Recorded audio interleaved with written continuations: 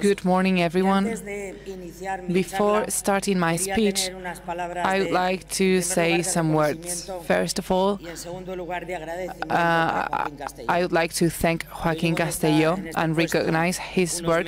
I've been working for a month in this position, and he has always supported me. He has been very generous for me, and this is very important in the world we are living today. So, Joaquín, I don't know where you are, but thank you very much. Good morning, everyone. It's a pleasure for me to be here in this city, this World Heritage City, this city in which the parliamentarian institutions of our country was born, a very important city in the history of Spain. Many people ask me, what am I doing? What is a female ambassador doing in the cybersecurity field? Well, the foreign law in 2014 recognized the existence of a special mission for specific matters. And what are these specific matters? Those that have a cross-cutting nature. We have a vertical administration nowadays, an administration that is based in bilateral relationships, and sometimes we need to gather in one position more cross-cutting activities. After the national strategy of 2013, this figure of ambassador in special mission for cybersecurity was created, and this improved a lot the development of foreign activities of the country in this field.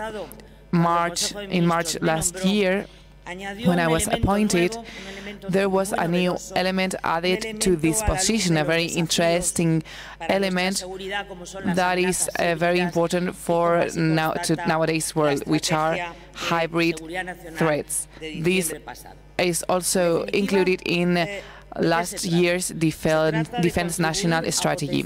And what is this position about? It is about encouraging the presence of Spain in organizations, in conferences, in international and regional fora, in which hybrid threats and cybersecurity play a very important role, taking a lot into account the role also of the European Union. And also this position promotes the participation of international initiatives with the support of the different national agents involved. When talking about cybersecurity, I'm not going to talk in depth about this because you are experts and not me. We are talking about a wider concept about the use of ICTs, etc. The telecommunication institutions says that these are the political tools and security concepts, guidelines, risk management tools, trainings aimed to protect the objectives of an organization and of users in the cyberspace. Cybersecurity also deals with national security and with the fact of guaranteeing our rights and freedoms, our values as societies, and our sovereignty, all in all. And therefore, this implies guaranteeing as much as possible peace and security at the international level. The cyberspace is not a natural space, it's a constructed space, an artificial space, and it has been called a global area. It's an interconnected and complex and diverse area in which, as you may know, there are no borders, and national borders are blurry, so to speak. And this is a space in which many actors play a role. Not only states, we have non-state actors, the private sectors, the users, the industry, scholars, etc. Besides, it's a new geopolitical space that traditional literature didn't take into account. And it also has a very important role regarding the international relationships and positions nowadays. It is a space that guarantees many options and many potentials, but it also involves a lot of threats, the increase of tensions and uncertainty that also can have consequences in the physical world. The misuse of cyberspace can create tensions in area of conflicts and etc. Threats are more and more frequent and more harmful, and this is why we have to act from the national level, but especially from the international level. And for many of us, this can have different meanings, but we need to give national, international, and multilateral answers to all of these problems. And we need to have a comprehensive, holistic approach towards this issue. And it's necessary to use different types of tools, economic tools, military tools, policies. And we also must take into account the different levels of development of each country and, of course, humanitarian questions too. And this is the vision that the Cybersecurity National Strategy has adopted, and I'm sure that this is what we will keep on doing in the future. I would like to emphasize that Spain has technological resources, tools, and a private sector that are very powerful and efficient in order to face these challenges. And also I would like to mention that Spain is very prestigious and recognized at the international level in this field. I'm not going to explain the Cybersecurity National Strategy, but I'm going to explain that one of the main pillars of this strategy is international cooperation. This strategy has a line of action which is called international commitment, promoting values and promoting safe and reliable cyberspace.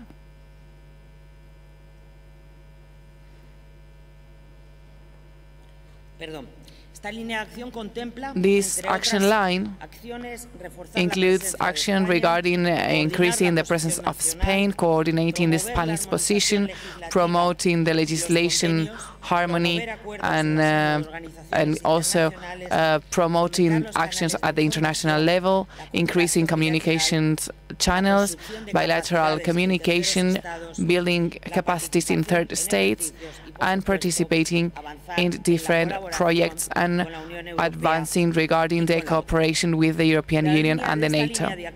In this line of action, there is also a project regarding international and European cooperation in which all institutions that Joaquin has mentioned before are included. Besides the European Union, I'll talk about this later, besides the European Union, we are also working in the NATO, the organization in Europe that is developing 16 projects to promote trust. We have to think that more than 55 countries are involved in this institution. We work with also the OER, also to develop this field in Latin America. We are also part of on the Freedom Online Coalition, the Munich Conference, the Global Forum of Cyber Expertise for the creation of capacities in third countries. We are also participating in the International Global Forum, the ICT for Peace, and of course the United Nations. And bilaterally, we also have different relationships, and we're working with more than 10 countries.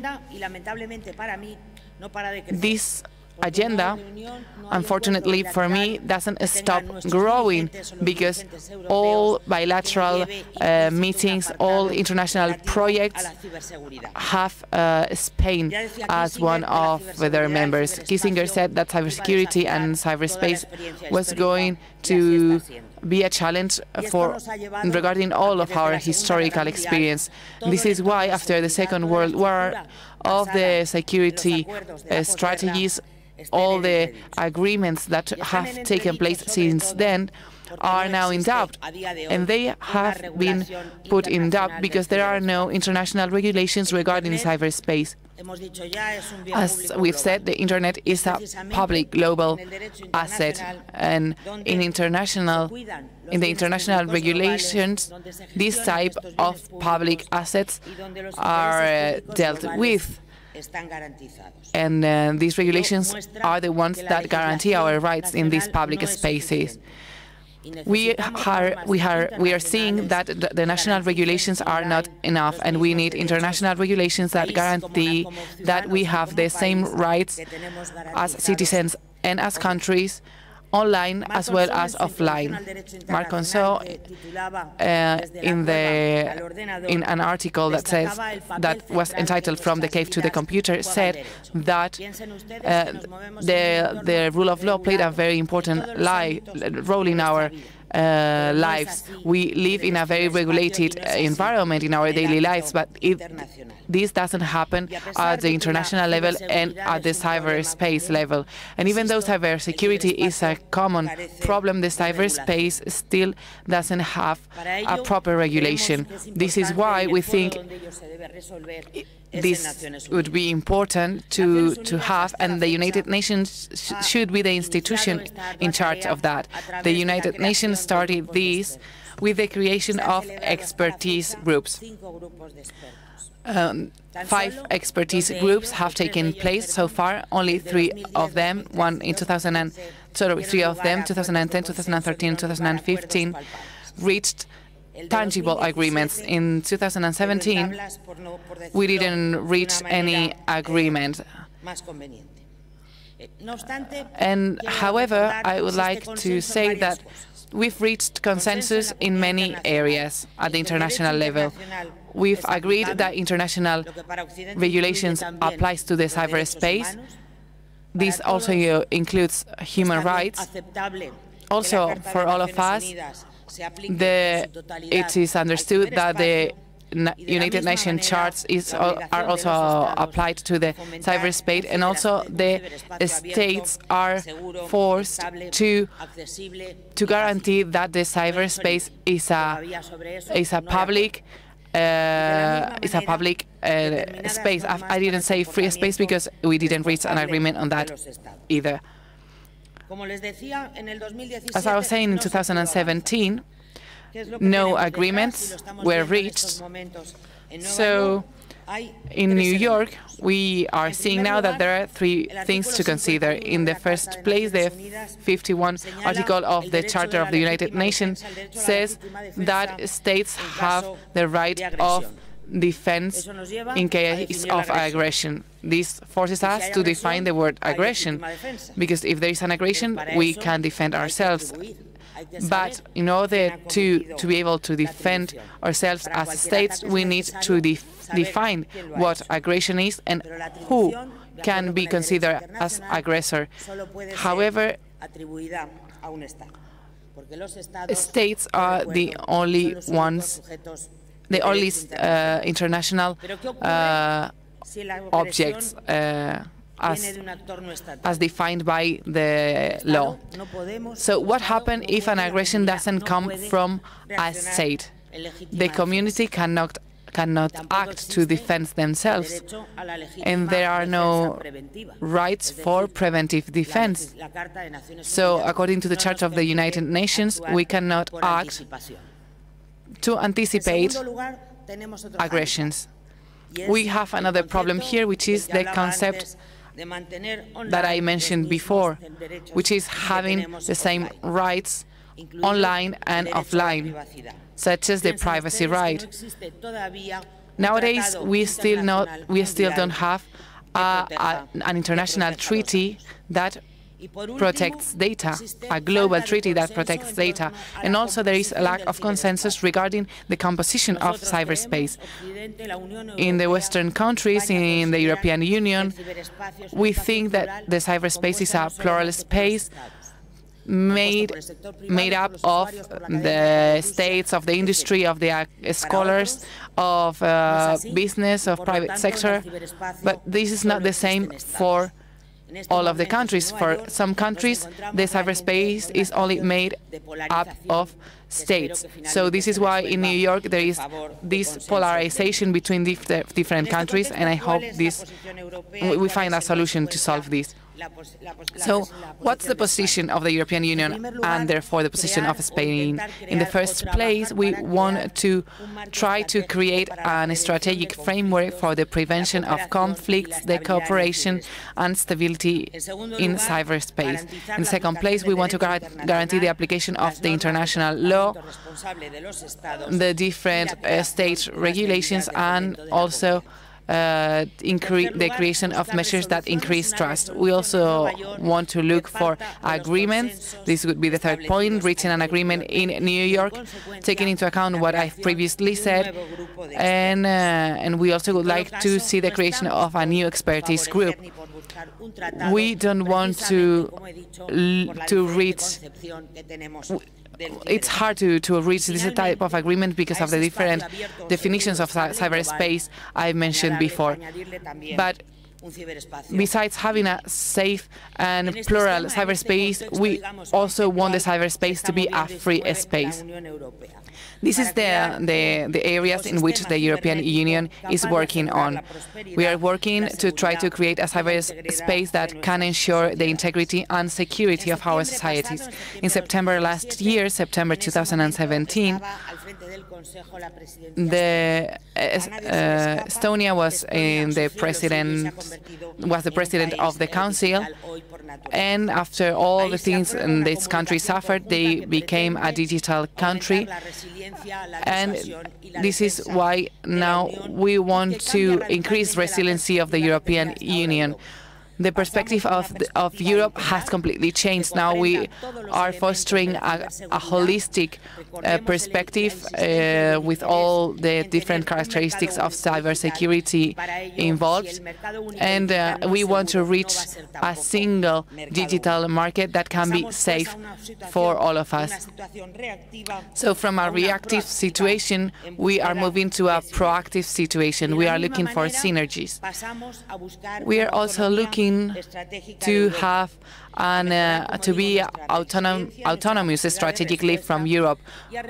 We want to strengthen our response capacities, and we also want to increase cooperation at the international level with the European Union, with member states, with the industry, with users, etc. And also I would like to remind you that nowadays Europe is importer of cybersecurity products and solutions, and in part our services come from non-European providers.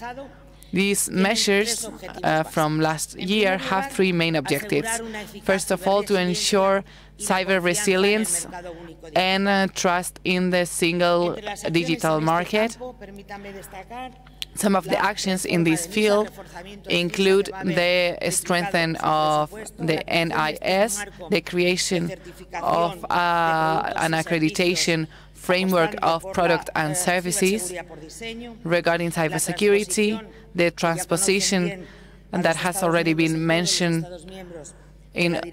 regarding the ENISE regulation, the blueprint model for the regulation of crisis and fast emergency response, with the strengthening and the creation of computer emergency response teams, and the creation of the national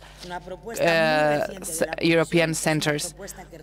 These are the proposals from the European Commission. These proposals require that we work together, because this involves the creation of a European center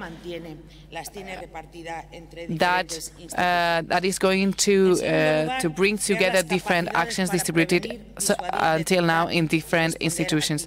Also, the European Commission wants to strengthen the role of Europol.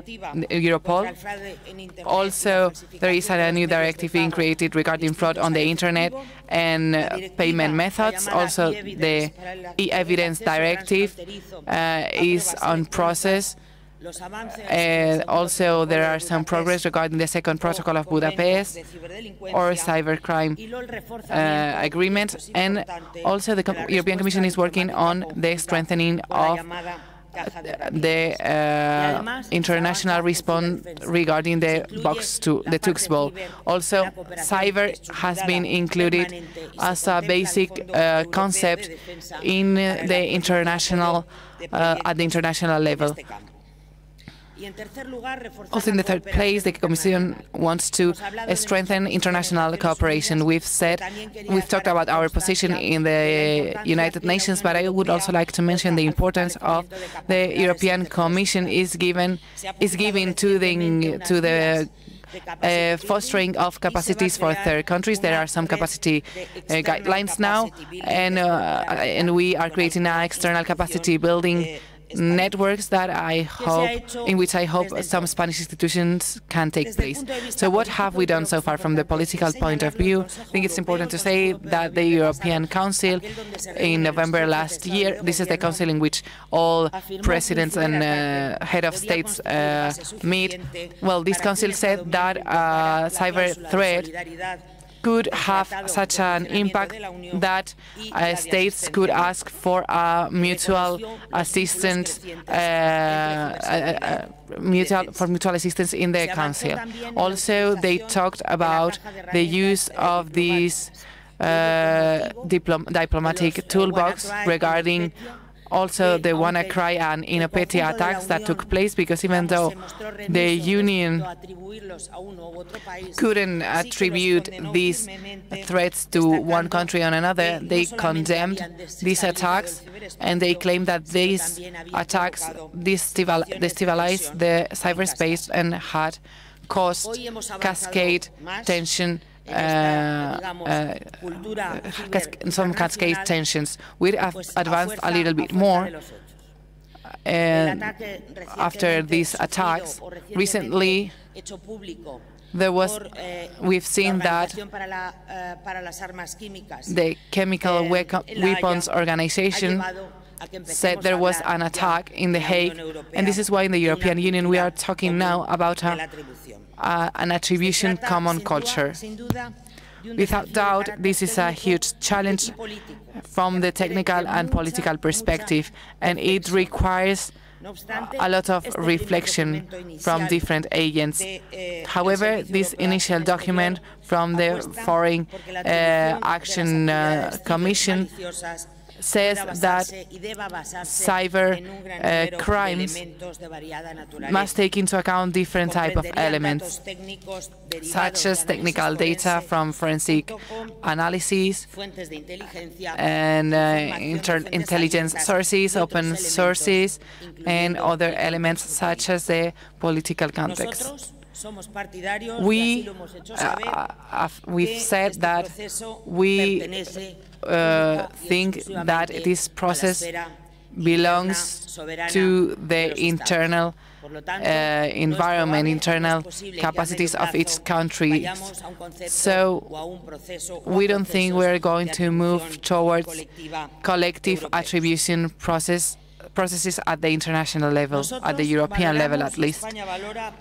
Spain greatly values how much the Union has progressed to increase resilience and to increase their response capacity. However, we are all aware that there is a long path to cover, a long path to have also strategical autonomy, to have to be autonomous in the strategical point of view. We count of the cyber defense national strategy that we've just seen, and this also deals with the increasing of cooperation with the NATO, which would be the collaboration of civil and military sources. And finally, I would like to mention that the Warsaw Summit said that cyberspace was the fifth element, together with air, earth, sea, etc. So there is a fifth article in the Washington article that defines that also defines aggression between member states, and that now would include the cyberspace. But as Stoltenberg has said, we need to be careful in this regard. However, in the Wales summit, the NATO tried to explain that they are ready to face any type of attack, whether this attack takes place in the physical world or in the cyberspace. And a final note, for you to have the most recent news regarding what we are doing in Europe, Jean-Claude Juncker said last September that the priority for Europe was to have some electoral processes that were fair and free. We must take into account that from now to May next year, 25 electoral processes will take place in the member states. And Juncker suggested 5 measures in order to get these. 5 measures in which we'll be working on in the next month, and I think are for the interest of all of us as citizens and members of the society we are living in. In the first place, this measure involves giving a new approach to data protection regarding electoral processes. In the second place, transparency to guarantee that political communication, online communication guarantees our freedom. Also guaranteeing security in the electoral process and the European and national cooperation in this regard. And in fact, there is also a measure regarding sanctioning agents that get involved in electoral processes.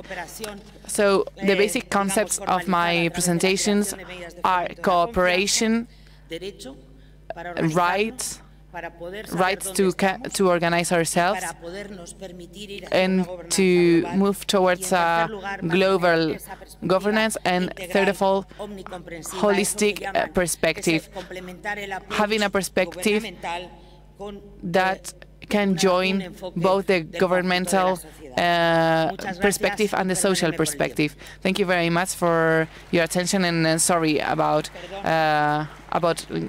the delay in my presentation.